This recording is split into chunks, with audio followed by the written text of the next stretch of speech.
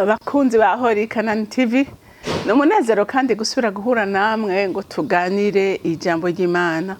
Ariko imbere yo kudutangura kuganira, reka tubanze dusenge. Mana datarugira byose uri mu ijuru, nje imbere yawe muri iki gitondo cyiza kuri uyu munsi mushasho turemeye, nzanya amashimwe yuzuye umutima ko watugiriye neza Mana, waturindiye mu itiro, none uratuvyuye. Uri Imana y'amahoro, uri Imana y'umunezero, uri Imana igirira neza abaye uko bukeye nuko bwije, uri Imana ihindura ibihe. Mwami wanje, hari ibihe by'ukurira, hari ibihe by'ugutwenga, hari ibihe by'ukubiba, hari ibihe by'ukurandura. Wa Mana we, nukuri umwana w'umuntu akwiye guhora kwizigiye mu bihe byose acamwe, kuko wewe mukunzi mwiza, ukwizeye nta na rimwe azokwigera akogwa n'isoni. Ushimwe kandi wubahwe muri byose na hose, mu izina rya Kristo Yesu senze nizeye kuvyumvise. Amen, amen. Ijambo rero Imana impaye kubaganiriza uyu munsi ni ijambo rivuga ngo reka kwiheba. Haleluya, ko dufise Imana ihindura ibihe. Ushobora kuba uri mu bihe bigoye uri kurarira, ushobora kuba uri mu bihe uvuga uti none ndabigenza gute. Ingenda kubwire umuntu w'Imana nta joro ridaca. Haleluya, nta joro ridaca. Ubu ushobora kuba bwije gose uvuga uti mbega bigenda gute, ariko iyo wizeye Imana ugahindukirira Imana iragucira kanzu gatabako. Haleluya, rero humura ukomere ushikame ushira ubwoba. Dufise Imana ihindura ibihe. Dufite Imana itabara bayo, iyo dusenze iratumva. Dufite Imana, dufite Imana, dufite Imana itabara bayo, iyo dusenze iratumva. Haleluya, dufise Imana itabara bayo, iyo dusenze iratumva. Ntitubwira Imana idashoboye, tubwira Imana igize iki? Imana ishobora vyose. Haleluya, Imana atakintu na kimwe kinanira. Imana atakintu na kimwe kitera ubwoba. Imana atakintu na kimwe gishobora kuyihagarara imbere. Rero uyizere mukunzi. Haleluya. Reka dusome ijambo ry'Imana mu musiguzi. Turasoma kuva umusiguzi igice ni cya gatatu. Turasoma kuva ku murongo wa mbere dushikane ku murongo w'umunani. Ngo umutwe w'amajambo uravuga ngo Imana yashingiye ikintu cyose igihe cyacu. Umvise? Ikintu cyose bisigura ngo nivyo bibazo urimo, Imana yarabishingiye igihe. Haleluya, haleluya. Yarabishingiye iki? Yarabishingiye igihe.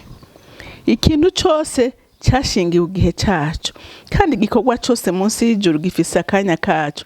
Hari igihe cyo kuvuka n'igihe cyo gupfa, igihe cyo gutera n'igihe cyo kurandura ibyatewe, igihe cyo kwica n'igihe cyo gukiza, igihe cyo gusambura n'igihe cyo kubaka, igihe cyo kurira n'igihe cyo gutwenga, igihe cyo kuboroga n'igihe cyo kubyina, igihe cyo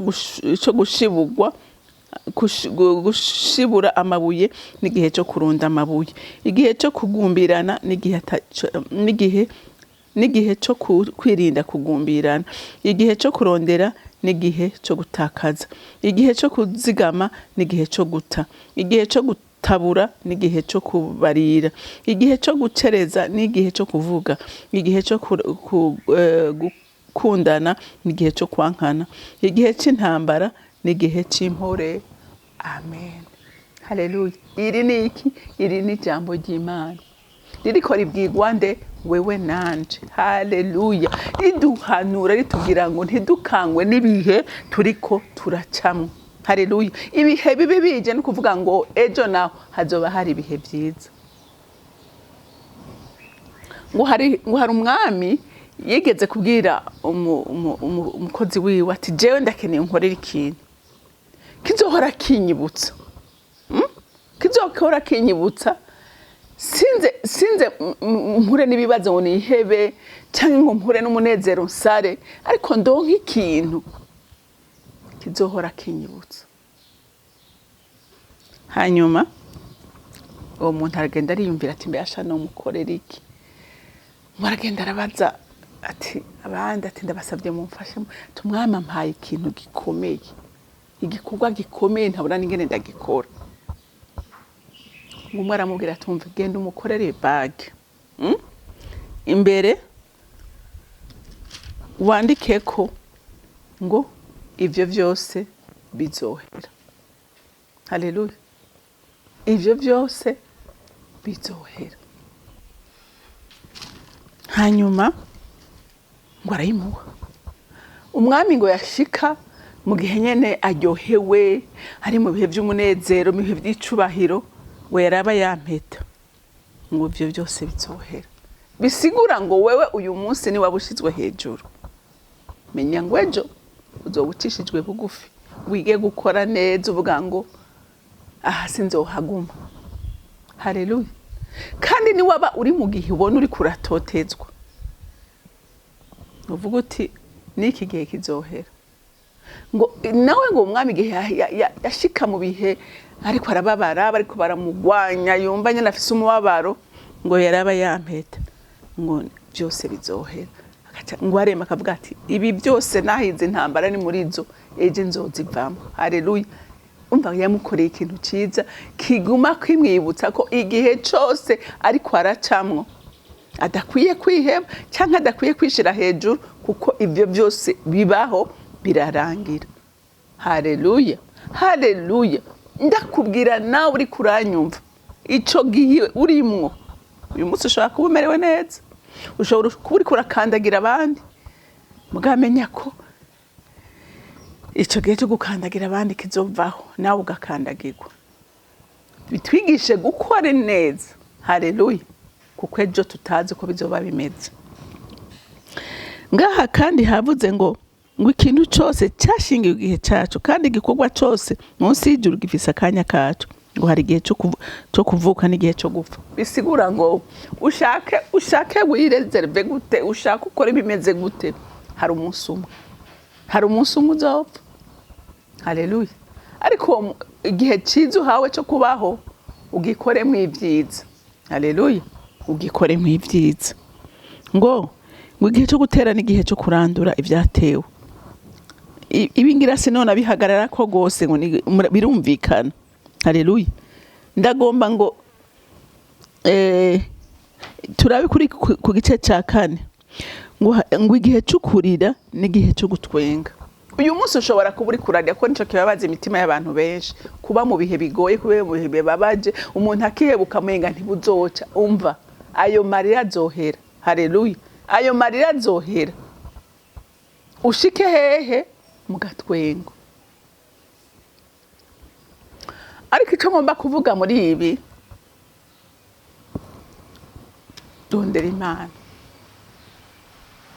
korana n'Imana, kuko Imana niyo ituma uva muri ivyo bihe byo kurira ugashika mu bihe byo gutwenga. Haleluya. Ukava mu bihe by'amarira ukaja mu bihe byo gutwenga. Kandi no mu bihe by'amarira igihe uri kumwe n'Imana, nukuri nayo marira ntakubabaza. Ntakubabaza. Ntiwiheba, ntucike intego, uravuga ngo naho uyu munsi bisa gutya, nta ngorane, ndabizi neza, ntakekeranya ku gihe ciza kiri imbere yanje kije. Haleluya. Ariko hari uwundi usanga kubera atabazi ko atari kumwe n'Imana ngo igira mukomezi mushoboze, yumva ko ivyiwe birangiye, atavyizigiro, ndetse hariho n'abakora amakosa. Hariho n'abakora n'amakosa. Ugasanga rero n'abadesida kwiyahura bakaniyahura kubera ibihe bariko baracamwo. Ariko nagira ndakubwire ngo nta umuntu akiri mu nkemu y'abazima, uwo ari we wese aba ari umukandida wo kugirirwa neza. Ariko ibangane rimwe n'ukumenya kwico gihurimo n'igisanzwe n'abandi bagiciyemo. Hari n'abaciye mu bisumbu byiri kuracamo, ariko barihangana, igihe cyo gutwenga kiraza.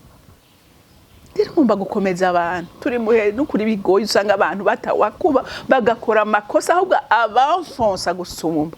Hega hari abantu bazi ngo mu gihe c'ibyago barimo bakibaza ngo bakarondera utunjiye bacamwo, ariko ntibamenye ahubwo ko bariko bariyica gusumba. Ariko igihe wemeye ukabigenderamo, ukabyemera, ukavuga ngo ntaco, naho uyu mwanya mere uku, ejo Imana izongirira neza, reka ngumbandanye ntitiriza, reka ngumbe ndondera Imana, ndazi ko ejo ibintu izobinkuramo, ejo nzoba ndi mu munezero. Ivyo bivuga abandi, bivuga bahishuriwe ibanga rya ya Mana ihindura ibihe, ya Mana ikuranye ibihe.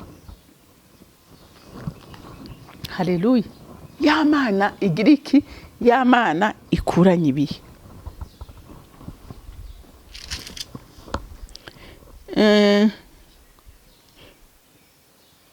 ngaha hariho ku gice c'umunani ku murongo w'umunani haravuga ngo igihe cyo gutandukana n'igihe cyo kwankana n'igihe c'intambara n'igihe c'impore. Hinga ndakubwire, ushobora kuba uyu munsi hari abo mwatandukanye n'igihe, ariko ntugiheremo, kuko ico gihe kirabaho kirashika ko turatubibona. Mugabo ikibazo ni ukuguma muri ico gihe cyo gutandukana, ni kuguma mu gihe cyo gutandukana. Kandi gituma uyu munsi ushobora kuba mu gihe cyo kwegerana cyo gusubirana niko haba gusabana imbabazi. Haleluya. Nuko bagusabana imbabazi. Inga ndakubwira umuntu w'Imana, ikintu nabonye gikura kwa mavuta umuntu, gikura kwa mavuta umuntu akunda kanasenga ijuru ntiryumve, no gutandukana, ni kutagira imbabazi, ni kudaharira. Kuko no muri rya sengesho rya data wa twese Imana Kristo yigishirije abigishwa biwe mu ma principe yavuze yukugira ngo Imana ikubabarire, ivuga ngo ubabarire ibyaha bakugiriye nabi nkuko so mu ijuru nawe akugirira. Urumva, kugira ngo Imana ikugirire imbabazi bidepanda nawe ingene uhora utanga imbabazi. Haleluya, haleluya. Bidepandana nawe ingene nawe utanga imbabazi. Kugesha rero twibaza ngo Imana yatwumvise, kumbe itatwumvise, kubera hari abantu twikoreye. Rero umuntu w'Imana ndakwingiga kuko imbabazi z'Imana tunganya kugira ngo ushike mu gihe ciza cyo kwegerana. Kandi ivyo oye nta wundi abikora, ni wewe. Nta wundi abigukorera, ni wewe. Woroshe umutima uvuge ngo ndagomba kubana n'Imana, ndagomba kugendana n'Imana, hama ukora iki gusaba Imana yo mwijuru ibampera umugisha. Imana data rugira byose uri mwijuru, sindambikwa kugushimira urukundo rwawe n'ineza yawe. Ndagushima kuri Imana ihindura ibihe. Rero uhindura ibihe abana bawe barushe kandi baremerewe, ubahe ibihe byiza by'umunezero n'amahoro yawe. Ndagushimiye, icubahiro cyose kibi cawe mu izina rya Kristo Yesu senze nizeye ko byumvise. Amen, amen. Mwarahezagiwe, mugira umunsi mwiza.